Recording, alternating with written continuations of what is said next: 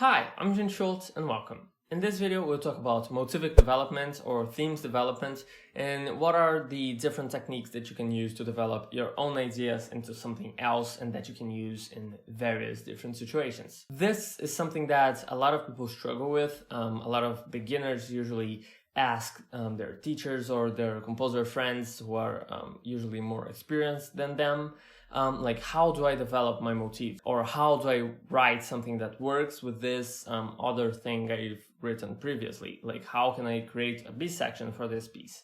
So let's dive into the video and see how you can stop asking people how to do this and you can actually start sitting down with a sheet of paper or on Sibelius, Finale, whatever software you use, and you can simply write down your ideas and develop them into whatever format you want. If you don't know what a motif is, or like you don't have basic understanding of like small forms, I would recommend watching one video of mine. I will link it in the cards right here, which is basically a video on small structures in musical form. I go over motifs, phrases, phrase groups, periods, and sentences in that video, and it will give you an important head start into musical form. And it's great that you have all of that in mind before you watch this video, because then it will be easier to structure whatever idea you have in mind. And it will be a lot easier for you to develop your themes and motifs into something that is concise. So I like to think about motivic development in two simple steps, and it's very basic, but it's really the way I do it, and it might take a lot of time even though those are just two steps. So be prepared to work the things you have till you actually feel like it's finished. First step is assessing the material you already have. So like if you're going to compose something, you need to come up with an idea. There's no other way around. And like perhaps you can extract an idea from another piece that you already like, but the thing is you will have to have an initial idea. And this is the part that people call kind of inspiration, right? So you have to come up with something that sounds okay. And one way or another, you will end up hitting some sort of roadblock. What I mean by that is that at a certain point, your idea will stop working and you will like simply not know what to do. And like people hit those kind of roadblocks. It's very common. So the thing you have to do when you hit that actual roadblock and when things stop working simply and you cannot progress in your particular composition, you have to assess the material you already have. This is the first step. So like you have to see, perhaps you have like a 2-bar idea, you know, or 2 measures idea. So like it's very small, however, it will contain something there, you know, like it is already something. And perhaps you have a motif, you have a simple phrase, you have like a couple of motifs perhaps, but one way or another, you will have to have something. And once you do, it's important that you subdivide that thing you already have into different motifs and into all the smaller parts of it, because those smaller parts are the things that will allow you to like develop them into something else and put them into different context. So to have an example of that, we'll look at a piece by J.S.Bach, which is his first 2-part invention in C major. Well, that's an amazing piece because it is like based off of motivic development on a very profound level, and you can find like all sorts of motivic development, and it's very clear. You can see like where he reused material and how it became like something completely new. Right, so if we look at the beginning of the piece, we will find a couple of different motifs that are composed into one bigger motif. First, you have that ascending line, which is da-da-da-da, you know, and then you have the skipping thirds, which is very simple, and perhaps you could even add that last note, which is a 4th skip after the skipping third, so you can have like da-da-da-da-da, you know, which is also very simple. So like basically you have these 3 different motifs that can be used. Those are the basic ideas that you have in that particular composition. So now we have the basic ideas to be used in a composition, right? So you will have your own set of ideas. It's just important that you like look through the sheet music that you wrote and you just see like what is going on in there, because you will find stuff that can be presented into different contexts. You will find stuff that can be changed quite a bit. So just make an effort to find all those elements in your piece of music. Alright, so now you have all the material you are working with and you will work with in your piece. Perhaps you want to add something later, but like right now you have what you need for the moment. Now you want to actually develop the themes. And this is where it gets quite complicated to teach, because the thing about motivic development is that it's not one thing, it's almost all things. And like you will change the motivic material in your piece through time, almost like every single moment. And like you will have a little bit of difference on every moment. So like the thing is how to teach this, like perhaps I could say like just do it, but this would be like horrible advice. It wouldn't be really advice. So I will give you a few different techniques that will allow you to like change the material a bit without like disfiguring it, and then you can like merge all of those options into all the different options you could possibly think. First of all, the ones that are more like arbitrary, but like they are quite useful depending on how small is your motif. Like if your motif is big, or like if you want to apply it to an entire melody, then it might like lose the structure that the melody already has. So like it's good that you use this with caution, but at the same time it's great because it just multiplies by 4 the amount of things you have like right away.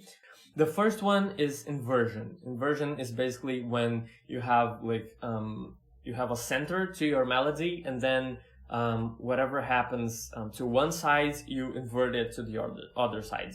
What I mean by this is like if you have a scale run, like for example in the Bach motif, you have da da da da. Then instead of going up, you make it go down. So instead of going up from C, you have it going down. So like whatever thing goes up, it goes down symmetrically with your like center of the melody or the motif. If I use C as my center, this is what would come up. So this is great, but it might also make it sound too awkward, and you might actually disfigure your melody a bit. So use this with care. It won't sound good in every situation. It's just that you can take little bits of your like piece, and perhaps you can just invert the first half of the motif. You can do all sorts of stuff with it. Then we have retrograde, which is basically playing the whole thing backwards. And the last thing that you can do with both is you can do something that is retrograde plus inversion. So you can invert the melody and also retrograde it. So you would have something that is completely different. So basically you multiplied your idea by 4. You initially had like one idea, which is like the actual idea, but now you have like the idea, you have retrograde, you have inverted, and you have it retrograde and inverted. So you have now 4 different motifs that you can work with. You can also do something that sometimes can't even be considered too much of a development, which is you can simply transpose what you already have. And like you can transpose it like to the same tonality, so you won't respect like the actual like distances between the notes. So like perhaps a major second will become a minor second once you transpose it to whatever degree you're transposing it. A major third might become a minor third, and vice versa. But the thing is, you can also do it like a complete transposition. So like if you transpose something from C to G, then you would have to add an F sharp to whatever F you had, because then you would be transposing it completely to G, and you would be actually modulating. And like, it doesn't sound too much like a development, but simply transposing things to different degrees might sound very developmental if you do it in a way that sounds so. So like, it's just an effort of making it sound the way you want to. You can also transpose it in kind of a repetition pattern. So like you play the motif like in 1 degree, and then you play it 1 degree lower, 1 degree lower, and there it goes. Like, so then you will have like a repetition pattern which sounds pretty interesting and can take you to a very different location. Like Bach does this, like he inverts the motif and then he uses it repeating to descend, and he modulates using this. So like it's very, like he's using very simple concepts, but then it becomes something very relevant. Once again, you can also repeat one of the motifs instead of like playing da da da da da da da da. You can like repeat the first motif da da da da and then da da da da da da da da. You know, like then you have like the skipping thirds. You can like change and add stuff in the middle. You can then add stuff in the middle which is based on the initial motif, or you can add something in the middle which is completely different, like a whole different motif. So like you can expand it to very different proportions. You can like expand it to like much bigger proportions. You can do the opposite. You can take away notes, you know, like you can simply like just subtract notes and make like one theme sound like a motif. You know, you just take away like all the access notes in the middle and compress it into something a lot smaller. You can change the rhythms as well. You can make it sound like a whole different feel. You can simply double or divide by 2 how long does every measure lasts, you know, or every like figure lasts. So like then you can have something that is a lot longer or a lot shorter than what you initially had, simply by doubling or dividing by 2 the amount of time that it takes to play that particular thing. And lastly but not leastly, you can transpose it to a different mode. And it's not really just like transposing. For example, I could take this particular theme from Bach, and instead of transposing it, I could leave it the way it was. But instead of having it a C Ionian, I could have a C Lydian, for example, if I add an F sharp. And then I would be like in the key of G, but if I don't point out to the key of G, I could make it sound a lot more modal, and it would give a completely different feel to the whole thing. So like I could perhaps transpose it to like minor mode. I could play C minor on it. I could play like all different things or all different modes into like this motif, or I could like actually take this motif and fit into various different contexts. And simply as your piece goes, it's very interesting to like have your motif or your themes going through various different contexts, because it really changes the way the listener will look at your piece or will like listen to your piece, right? Like the listener will feel like, oh, I have heard this before, but now like I'm in this completely different location in the piece. So like it gets very interesting, and like simply taking the motifs and material you have and putting it into a different context already sounds very developmental. So like it's very interesting to have all of those tools in mind and use them in a way that sounds good to you. And this is like the great advice I have to give in this video, because like sit down and work through your piece and see like all the different things you can do with it. Like these are just some of the techniques you could possibly use, but there are like, I guess this is less than like 1% of all the things that you could actually do with your idea, and you can take it to very different proportions from those that you had in the beginning. So this is basically your homework, right? So what I want you to do is like work your motifs through, and you sit down and you see what you can do with what you already have, because this is very important. Use the material you already have, because it's probably already enough. And also the other parts of your homework, if you're willing to study motivic development a bit deeper, is I want you to take a look at 3 different pieces. So the first one we already talked about in this video is J.S.Bach's first 2-part invention. It's great. He uses the motif like in various different situations. The second one is Clementi's Opus 25 number 5, which is also amazing. You can find the motif in various different situations, and it's in a different context. It's not contrapuntal, it's more homophonic. So like you will find this particular situation or this particular usage of motivic development in a completely different situation. And also Beethoven's 5th Symphony first movement. And like this 3 pieces are a lot of work if you're willing to properly analyze them.